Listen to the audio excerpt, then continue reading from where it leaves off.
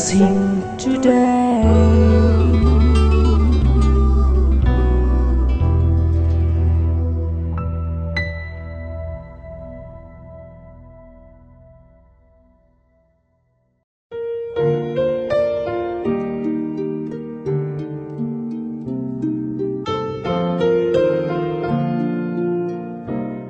Welcome to blessing today. ഇന്നത്തെ blessing today നിങ്ങളുടെ ലൈഫിൽ ഒരു റിയൽ ബ്ലെസ്സിങ് ആയി മാറും എന്ന് ഞാനുള്ളിൽ വിശ്വസിക്കുന്നു. ഇന്നത്തെ നമ്മുടെ എപ്പിസോഡ് സ്പോൺസർ ചെയ്തിട്ടുള്ളത് തിരുവനന്തപുരത്തു നിന്നും ശോഭ ആണ്. നമുക്ക് ഒരുമിച്ച് ആ മകൾക്ക് വേണ്ടിയും പ്രാർത്ഥനാ വിഷയങ്ങൾക്ക് വേണ്ടിയും എല്ലാവർക്കും പ്രാർത്ഥിക്കാം. ലോകം എമ്പാടുമുള്ളവർ ഞങ്ങൾ ഒരുമിച്ച് കർത്താവേ ശോഭയ്ക്കായി പ്രാർത്ഥിക്കുന്നു. പ്രത്യേകിച്ച് ഇളയ മകന് വേണ്ടി ഞങ്ങൾ പ്രാർത്ഥിക്കുന്നു. വിനോദ് കർത്താവെ ഒരു അപകടത്തിന് ശേഷം കിടക്കയിൽ വിശ്രമിക്കുന്നല്ലോ.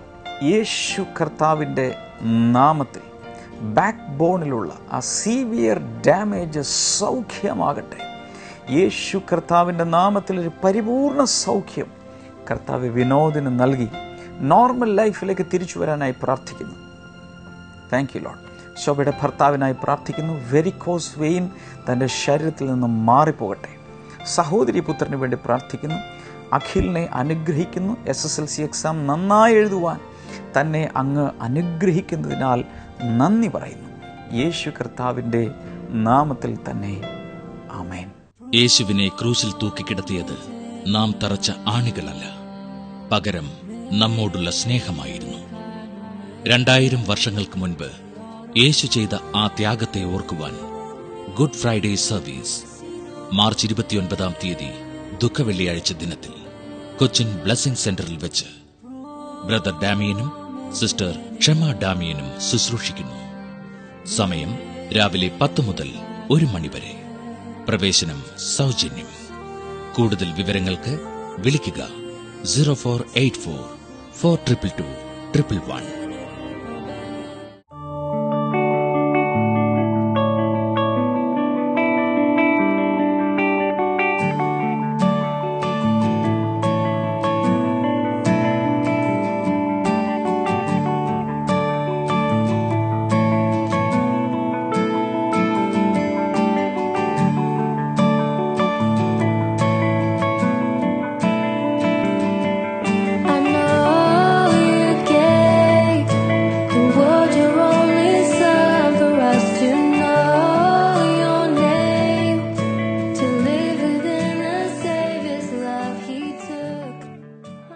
ഇപ്പോൾ പരീക്ഷ എഴുതുന്ന എല്ലാ വിദ്യാർത്ഥികൾക്കും വേണ്ടി നമ്മൾ ഒരുമിച്ച് പ്രാർത്ഥിക്കാൻ പോവുകയാണ്. കുഞ്ഞുങ്ങൾ, നിങ്ങൾ വിശ്വസിക്കുക, കർത്താവ് നിങ്ങളെ ഇന്ന് തീർച്ചയായും അനുഗ്രഹിക്കും.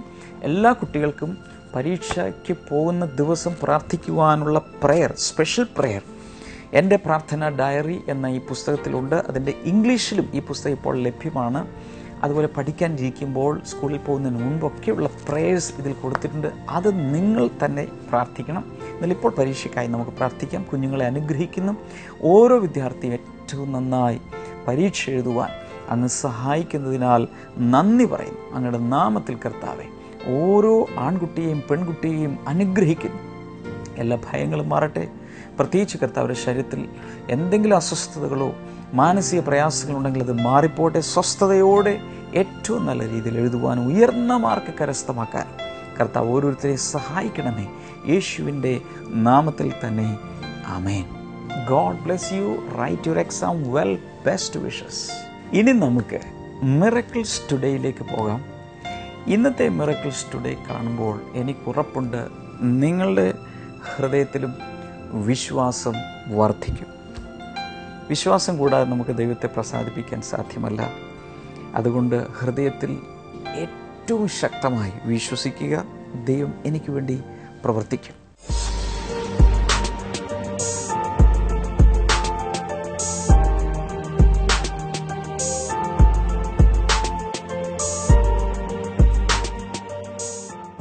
ഞങ്ങളുടെ ഒരു പാപ്പച്ചനെന്നാണ്, കൊട്ടാരക്കരയിൽ നിന്നാണ് വരുന്നത്.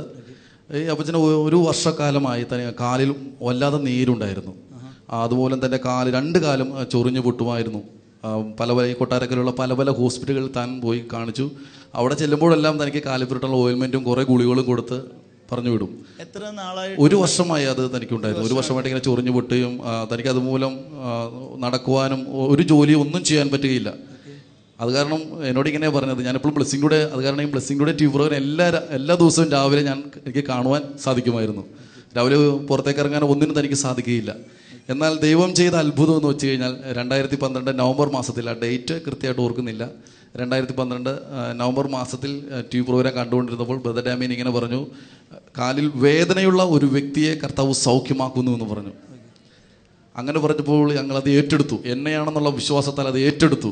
ഈ ചൊറിഞ്ഞു പൊട്ടുന്ന കാര്യമൊന്നും പറഞ്ഞില്ല, പക്ഷേ കാലിൽ വേദനയുള്ളൊരു വ്യക്തിയെ, നടക്കുവാൻ സാധിക്കാത്ത ഒരു വ്യക്തിയെ യേശു കർത്താവ് ഇപ്പോൾ സൗഖ്യമാക്കുന്നു എന്ന് പറഞ്ഞപ്പോൾ അപ്പച്ചനത് ഏറ്റെടുത്തു. ദിവസങ്ങൾക്കുള്ളിൽ തന്നെ ആ മുറിവ് പതുക്കെ ഉണങ്ങാൻ തുടങ്ങി.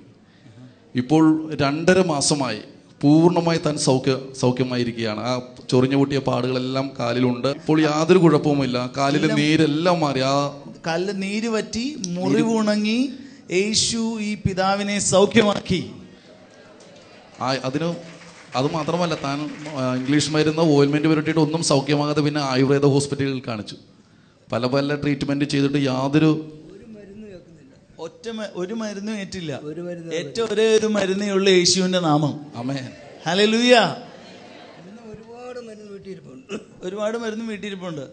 പക്ഷെ അതൊന്നും കഴിക്കാതെ തന്നെ, അതൊന്നും പുരട്ടാതെ തന്നെ അന്നത്തെ ആ പ്രാർത്ഥനയിലെ വിശ്വാസം സ്വീകരിച്ചതുകൊണ്ട് കർത്താവ് സൗഖ്യമാക്കി. അറിയാമോ, എനിക്ക് പൂർണ്ണമായിട്ട് നടക്കാം. അതുപോലെ തന്നെ യാതൊരു കുഴപ്പവുമില്ല. കാലൊക്കെ എന്നെ അവിടെ വെച്ച് തന്നെ എല്ലാം കുടഞ്ഞൊക്കെ കാണിച്ചു. പിന്നെ ഇങ്ങോട്ട് വന്ന് നടന്നല്ലേ വന്നേ? നടന്ന സ്റ്റെപ്പൊക്കെ തന്നെ കയറിയാ വന്നേ. ഒരു വേദനയില്ല, ചൊറിച്ചിലില്ല, ഒരു പ്രശ്നങ്ങളും ഇല്ല. ഉറക്കി ഒരു ഹല്ലേലൂയ പറയാമോ? അതുമാത്രമല്ല, താൻ ഇത് സൗഖ്യമായത് പിന്നെ താൻ അനേകരോട് ഇത് പറയാൻ തുടങ്ങി. തൻ്റെ വീടിൻ്റെ അടുത്തുള്ള എല്ലാവരോടും പറയാൻ തുടങ്ങി. നിങ്ങൾ ബ്ലെസ്സിംഗ് കൂടെ സുഖമായപ്പോൾ ഞാൻ ഈ സുഖമില്ലാതെ കിടക്കുന്നവരോടെല്ലാം ചെന്ന് പറഞ്ഞു, ഈ TV പ്രോഗ്രാം ഈ 7 മണിക്ക് പറയണം. കാരണം അപ്പച്ചനെ സൗഖ്യമാക്കിയ യേശുവിന് അപ്പച്ചനെ മാത്രമല്ല, അപ്പച്ചൻ പറയുന്ന സകലരെയും സൗഖ്യമാക്കാൻ ശക്തിയുള്ള ദൈവമാണ്. ഹല്ലേലൂയ. ചിലപ്പോഴെങ്കിലും ചില ആളുകൾ ഇങ്ങനെ തലവേദന മാറി, കഴുത്തിന്റെ വേദന മാറി, അല്ലെങ്കിൽ ഇങ്ങനെ കാലുവേദന ഒക്കെ പറയുമ്പോൾ ചില ആളുകൾ ഇങ്ങനെ പറയാറുണ്ട്, അയ്യോ അത് ചെറിയ വേദന മാറിയത് ചെറിയ കാര്യമല്ലേ. പക്ഷെ 1 വർഷം സഹിച്ച വ്യക്തിക്ക് അറിയാം അതിൻ്റെ വേദനയും വിഷമവും. അതുകൊണ്ട് ഒരിക്കൽ കൂടെ കൈകളടിച്ച് കർത്താവിന് നന്ദി പറയാമോ? കർത്താവ്, ഞങ്ങൾ ഈ പിതാവിനെ അനുഗ്രഹിച്ച് പ്രാർത്ഥിക്കുന്നു. ഇദ്ദേഹത്തിന് കർത്താവ് ഒത്തിരി ആളുകളോട് കർത്താവിനെ കുറിച്ച് പറഞ്ഞ് കർത്താവ് കൊടുത്ത ആ സൗഖ്യം അതുപോലെ മറ്റുള്ളവരുടെ ജീവിതത്തിലും പകർത്തുവാൻ ഇദ്ദേഹത്തെ സഹായിക്കണമേ. ഞങ്ങൾ ഈ പിതാവിൻ്റെയും പുത്രൻ്റെയും പരിശുദ്ധന്മാവിൻ്റെ നാമത്തിൽ അനുഗ്രഹിച്ച് പ്രാർത്ഥിക്കുന്നു. സകലത്തിലും കർത്താവ് അനുഗ്രഹിക്കണമേ, യേശുവിൻ്റെ നാമത്തിൽ തന്നെ. ആമേൻ, ആമേൻ. ആഴ്ചകൾക്ക് മുമ്പ് പ്രേക്ഷകരുമായി ഫോണിൽ സംസാരിക്കുന്ന ഒരു സെഷൻ ഉണ്ടായിരുന്നു. അതുകൊണ്ട് നമുക്ക് ആ ഫോണിൻ പ്രോഗ്രാമിലേക്ക് ഈ സമയത്ത് പോകാം. ഹലോ. Praise the Lord. പറയൂ, ബ്രദർ ഡാമിയൻ ആണ് സംസാരിക്കുന്നത്. ഓക്കെ. ഞാൻ ദൈവത്തെ അറിഞ്ഞ ഒരാളാണ്. ഓക്കെ. എനിക്കാണെങ്കിൽ മുന്നോട്ട് എന്റെ ജീവിതം ഞാൻ ആഗ്രഹിക്കുന്ന രീതിയിൽ മുന്നോട്ട് പോകുന്നില്ല.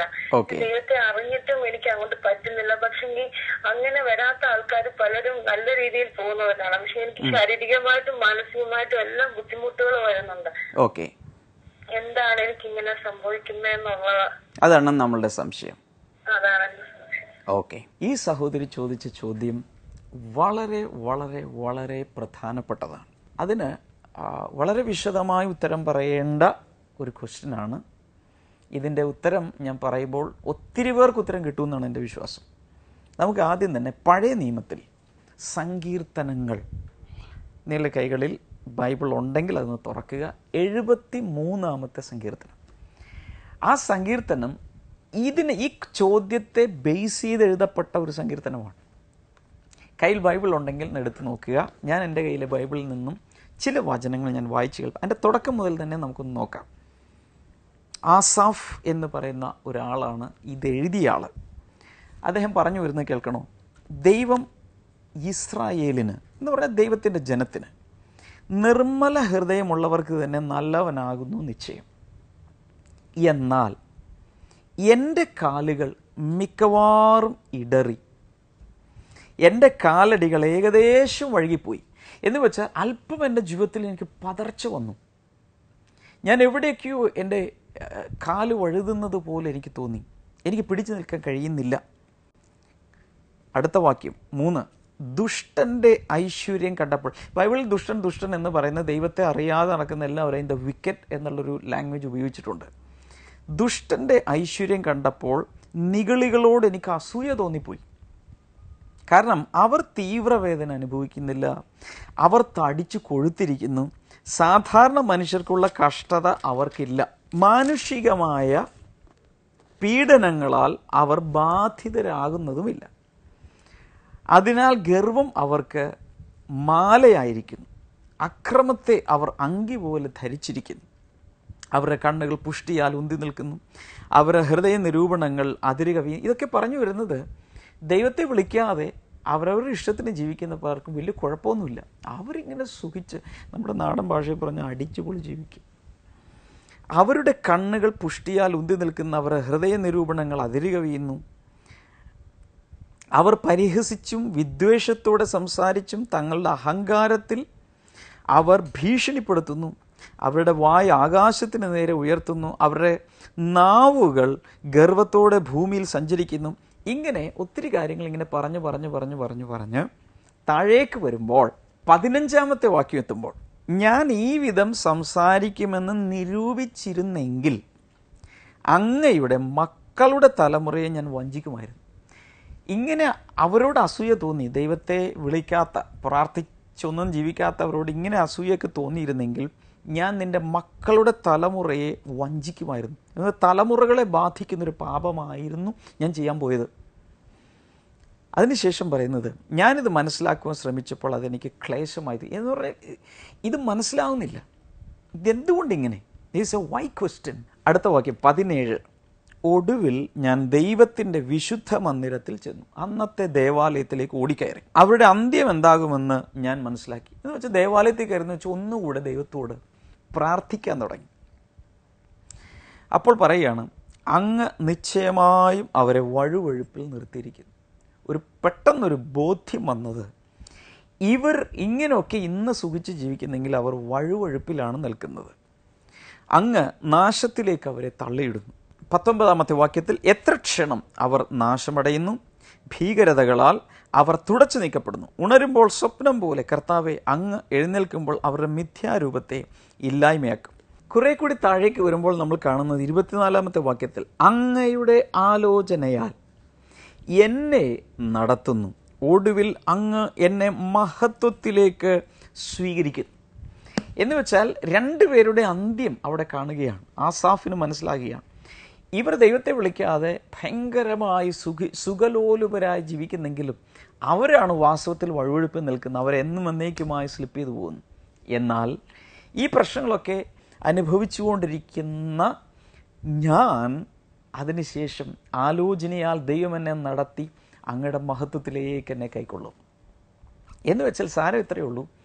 ഒത്തിരി പേർക്കുള്ളൊരു പ്രശ്നമാണ്, ദൈവം ഞാൻ ഇത്രയൊക്കെ ദൈവത്തെ വിളിച്ചിട്ടും പാപത്തിൽ നിന്നും മാറിയിട്ടും. അവിടെ തന്നെ ആസഫ് പറയുന്നൊരു കാര്യം, ഞാൻ കുറ്റമില്ലായ്മയിൽ എൻ്റെ കൈകൾ കഴുകി അതെല്ലാം ചെയ്തു, എന്നിട്ട് ഇതൊക്കെ വ്യർത്ഥമായി പോയില്ലേ, ഇതൊന്നും ദൈവം കാണുന്നില്ലേ എന്നൊക്കെയുള്ള ചിന്ത അകത്ത് വന്നെങ്കിലും അവസാനം ഒരു കാര്യം ബോധ്യമായി, what will be the end of the story.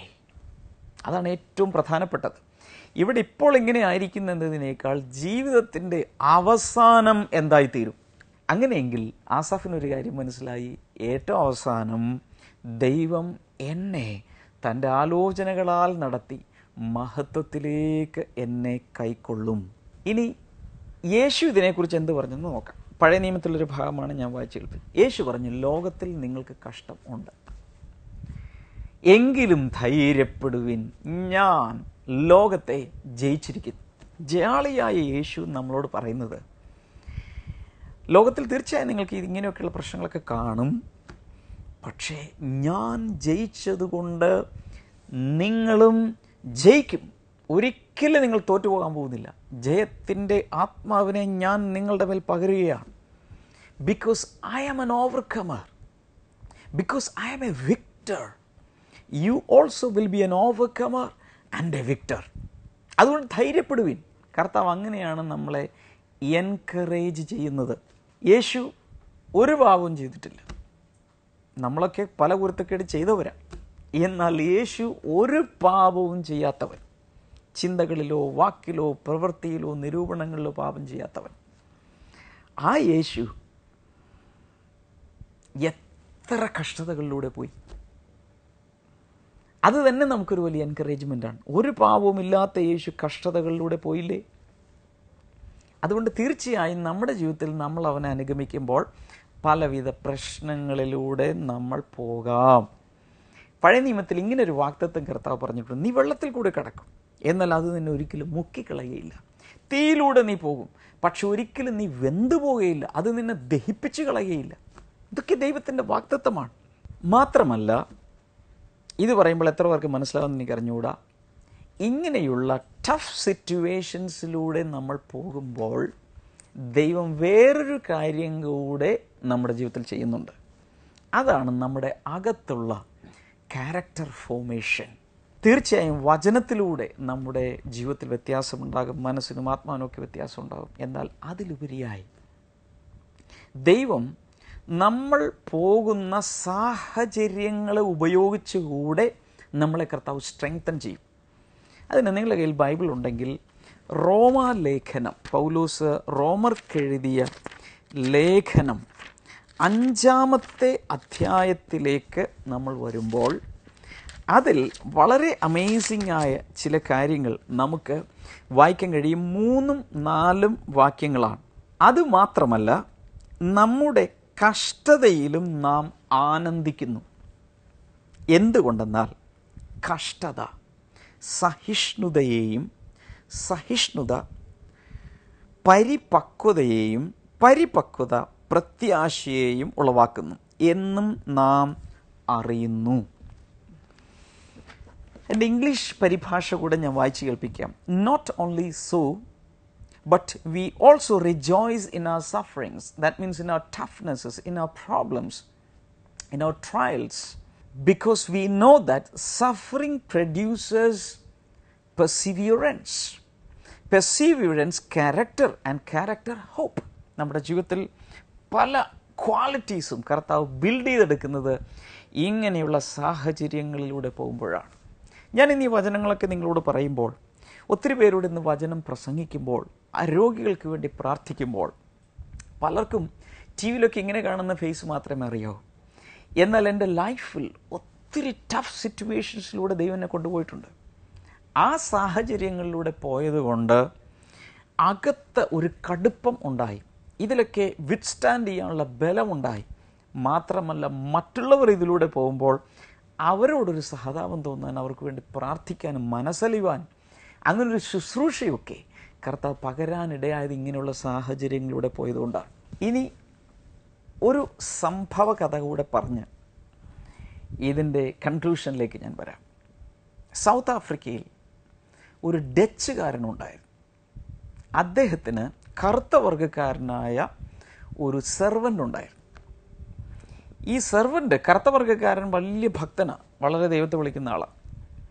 എന്നാൽ മറ്റേയാൾ, ഡച്ചുകാരൻ, യജമാനൻ, അദ്ദേഹം നിരീശ്വരവാദി, ദൈവത്തെ വിളിക്കുന്നില്ല. അയാൾക്ക് വലിയ പ്രശ്നമൊന്നുമില്ല, വേണ്ടത്ര പണമുണ്ട്, അയാളെങ്ങനെ സുഖിച്ച് ജീവിക്കുക. എന്നാൽ ഈ കറുത്ത വർഗ്ഗക്കാരന് ഈ ജോലി ചെയ്യുന്നതിനിടയിൽ ഇടയ്ക്ക് കൈമുറിയും, അവിടെ ഒരു ബുദ്ധിമുട്ട്, ഇവിടെ ഒരു ബുദ്ധിമുട്ട്, ഇടയ്ക്ക് അങ്ങനെ പല ബുദ്ധിമുട്ടുകളും തൻ്റെ ലൈഫിൽ പല സ്ട്രഗിൾസും കണ്ടു. അപ്പോൾ ഈ ഡച്ചുകാരൻ മുതലാളി എപ്പോഴും ഇയാളെ, ഈ വേലക്കാരനെ, സെർവനെ കളിയാക്കി, എടാ നീ ദൈവത്തെ വിളിച്ചിട്ട് എവിടെടാ നിൻ്റെ ദൈവം? എനിക്ക് ദൈവമില്ല, ആരുമില്ല, പക്ഷേ I have no problem. Why? തനിക്ക് കറുത്ത വർഗ്ഗക്കാരനായ തനിക്ക് ഒരു മറുപടിയും പറയാൻ കഴിഞ്ഞില്ല. അദ്ദേഹം ഇത്ര മാത്രം പറഞ്ഞു: പ്രഭു, എനിക്ക് എന്തെങ്കിലും ഇതിന് ഉത്തരം ദൈവം തരും, അന്ന് ഞാൻ പറഞ്ഞോളാം. കാലങ്ങൾ കഴിഞ്ഞു. ഒരു ദിവസം ഇവർ രണ്ടുപേരും കൂടെ വെടിവെക്കാൻ പോയി, ഹണ്ടിങ്ങിന് പോയി, പക്ഷികളൊക്കെ വെടിവെക്കാൻ. അങ്ങനെ പോയി ഡക്കിനെ ഇതിനൊക്കെ ഇങ്ങനെ വെടിവെക്കുന്ന സമയത്ത്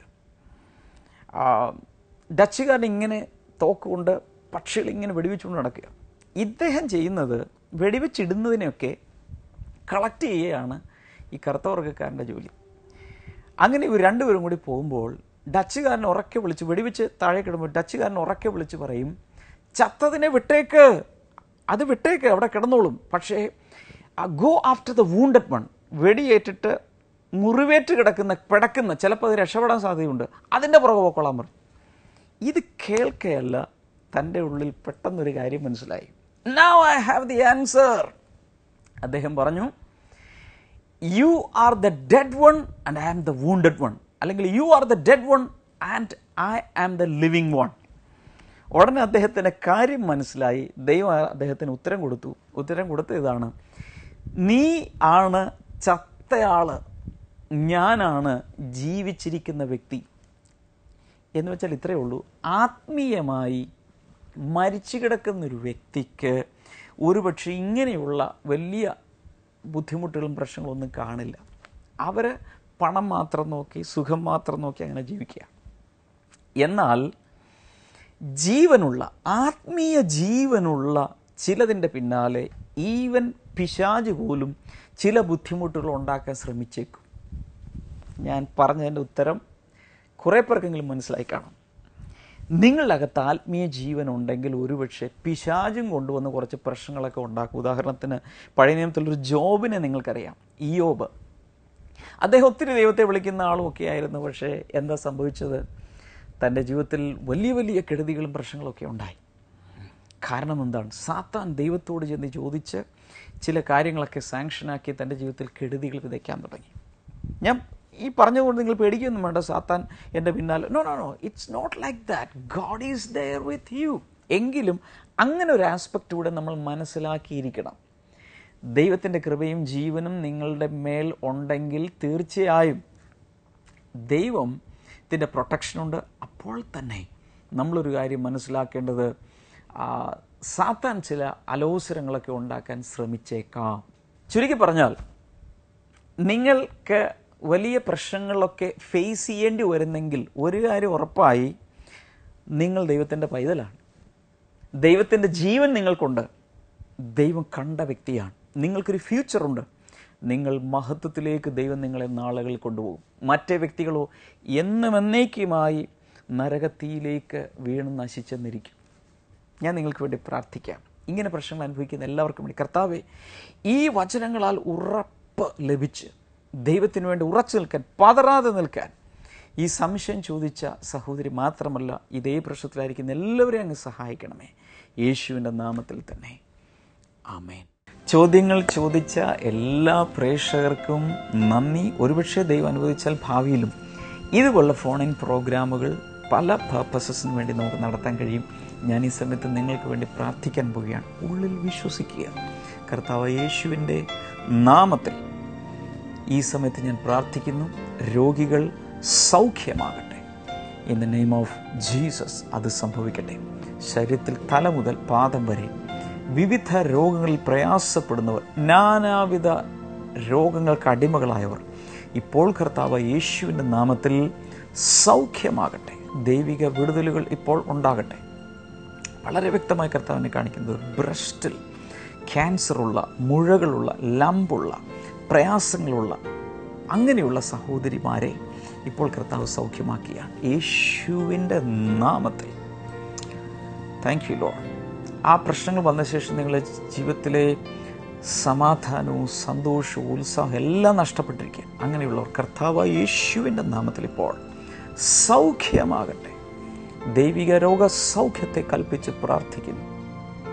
വിവിധ രീതിയിലുള്ള ക്യാൻസറുകൾ സൗഖ്യമാകട്ടെ. Thank you Lord. ക്ഷയരോഗം യേശുവിൻ്റെ നാമത്തിൽ, TB സൗഖ്യമാകട്ടെ. ന്യൂമോണിയ സൗഖ്യമാകട്ടെ.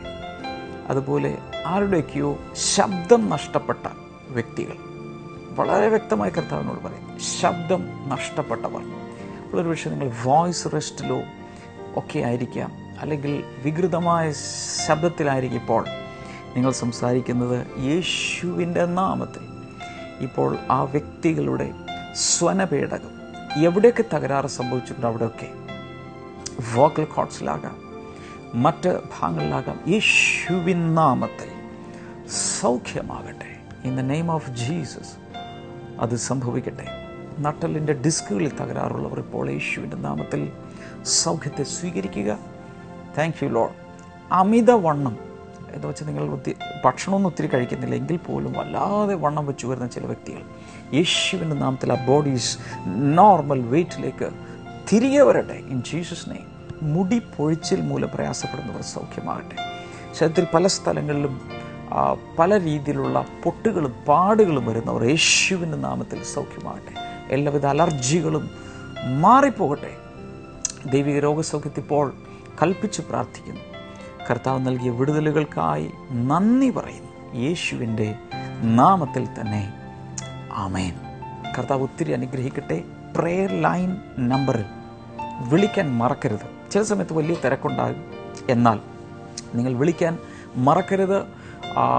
ഇപ്പോൾ തന്നെ നിങ്ങളുടെ ഫോണുകൾ എടുത്ത് വിളിക്കുക, അല്ലെങ്കിൽ through out the day lines will be open.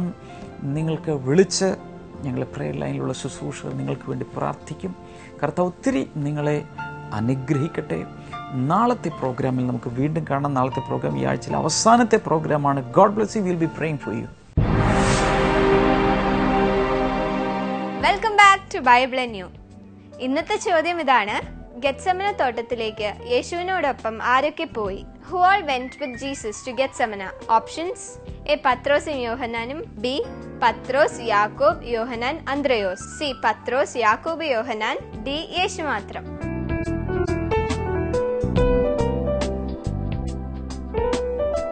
നിങ്ങളുടെ ഉത്തരങ്ങൾ 9645221221 എന്ന നമ്പറിലേക്ക് SMS ചെയ്യുക. SMS ചെയ്യേണ്ട format BT space option A, B, C or D. ശരിയുത്തരം അയക്കുന്നവരിൽ നിന്ന് 5 പേരെ സെലക്ട് ചെയ്ത് ഞങ്ങൾ OM ബോക്സ് നൽകുന്ന ഒരു അടിപൊളി സമ്മാനം അയച്ചു തരുന്നതാണ്.